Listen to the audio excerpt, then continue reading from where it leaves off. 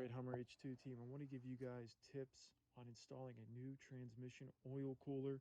It's very common to see it referred to as an oil cooler on the forums, so this is what they're talking about. This is the old oil cooler that's on the HUMMER H2 that we're upgrading, or have already upgraded. We're going to be discussing today. There's a piece of foam that can come out. So to take this off, 1, 2, 3, 4 bolts, 1, 2, 3, 4.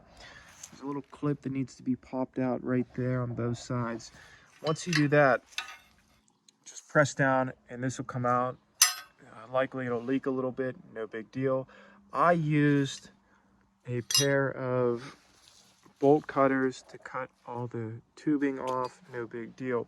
The reason why this upgrade is so important, number one, it's going to decrease in the bottom left, that's your transmission gauge. Normally it's at 200, this will bring it down to about 150. That's going to increase the life expectancy of your transmission. The vehicle is going to shift smoother, but more importantly is that over time what happens is your radiator fails. Your radiator fails. It's behind this cover shroud. The engine coolant flowing into your radiator, right here, your engine coolant, it's going to mix with your transmission cooler, which we took off. That fluid's going to go back to the transmission. It destroys your transmission. From what I've read online, normally around 100,000, 125,000 radiators fail. So to avoid the transmission failing, this is what we're going to be installing, a new Trans-Cool cooler. This is a Chevy 6.0 engine. If you're new to the Hummer line, the Hummer engine is the same as many GM engines. This vehicle was built under the GM umbrella, even though it was built by AM General.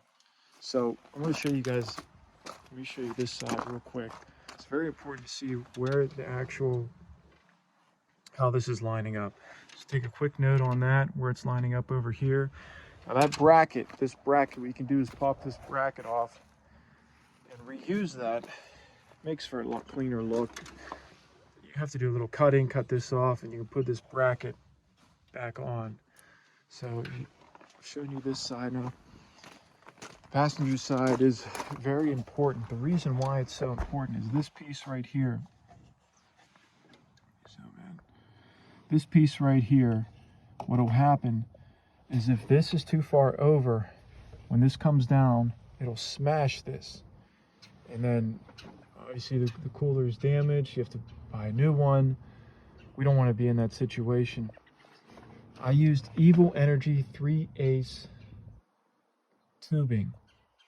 So I ran the tubing from down here on that side. I ran it underneath down here. You don't need to cut this. You can lift this up. You can see down there the wires or the tubing. Well, the tubing, when I ran it up, I've got one of the tubing coming out right here, and I ran another piece of tubing right here. When you're up here looking down, again, you can see here, we're going to come up, we're right here. Here we go. We're coming down into the engine bay. You've got one right here. Okay, that's going to be one of your lines, and the other line's going to be right here. It can be really annoying to get that tubing on. But another tip is that when you're putting the tubing back on, this piece right here, you want to get the tubing over this lip and then put the, the bracket, whatever you want to call it. When you're tightening it up, you want it to be right here. You don't want it to be out here because it'll slide off. So make sure that you have it back here, tied tightly. That way the hose doesn't come out. So big upgrade. It's about $150. And if you've seen my other videos, there's counterfeits out there. So make sure you aren't purchasing a counterfeit. Get it installed and do yourself a very big favor.